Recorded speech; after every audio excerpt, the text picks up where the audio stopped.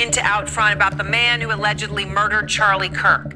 Suspect's name is Tyler James Robinson, and out front just spoke to a man who worked with the 22-year-old as recently as 2 weeks ago. So 2 weeks ago, the man you see on your screen was at work. Look at this lame-ass dude. This is the dude that took out Charlie Kirk. Let's talk about it. What's good? It's Mally Break TV 2, where murder was and still is the only case. Let's get it. What up, y'all? Last time we talked, I told y'all that they arrested a suspect, but it ended up being the wrong person. Well, now they got the right person. It's this goofy-ass looking person.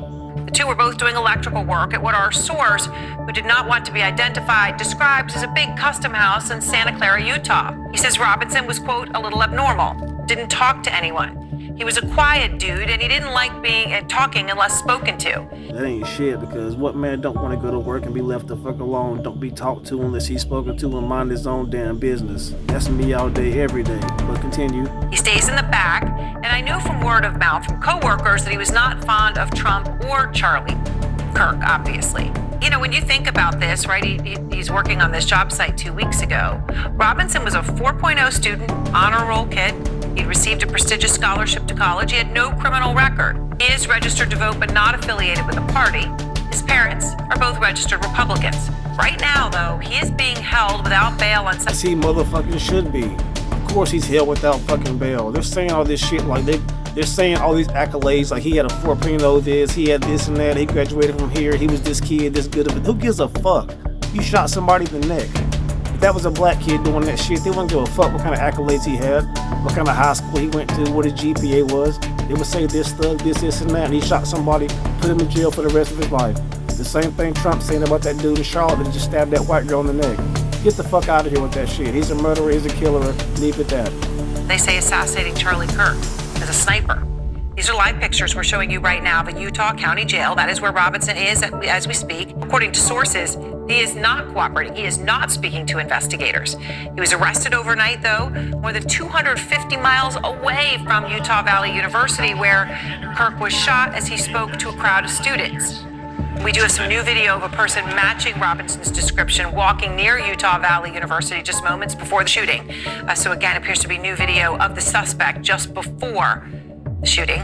What later ensued was a massive manhunt, more than 33 hours, that ended only after Robinson's family turned him in. A source tells us that Robinson's father recognized his son after seeing these images, and it wasn't images you could look at and realize if that was somebody you knew well or if that was your child, you would recognize them. Well, his parents did.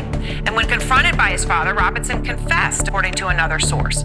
But according to our John Miller's reporting, Robinson did not want to surrender, and he told his father, according to John's reporting, quote, "I would rather kill myself than turn myself in." Now, police say that one of Robinson's family members eventually reached out to a family friend, contacted the sheriff's office, and according to court documents, Robinson's behavior leading up to the shooting had changed. They say, and I quote, investigators interviewed a family member of Robinson who stated that Robinson had become more political in recent years. We don't want to hear all that bullshit. I think I speak for the rest of America when I say we don't give a fuck about what he was going through, his mental condition, his mental state. Who gives a fuck? He shot somebody in the neck, throw that motherfucker in jail for the rest of his life, and he's lucky he don't get the fucking death penalty. Excuse my language, but I'm tired of hearing that shit. We don't care about your mental status, we don't care about your past, we don't care about what you was going through. What about what he was going through? I didn't even like Charlie Kirk, but god dang, look how he went out, bro. But anyway, that's who did it. That's the moral of the story. Don't shoot people. You end up in jail the rest of your life making up stories about why come he was mentally incapable of doing what the fuck you did when you knew you shouldn't have done what you did in the first place. Whatever.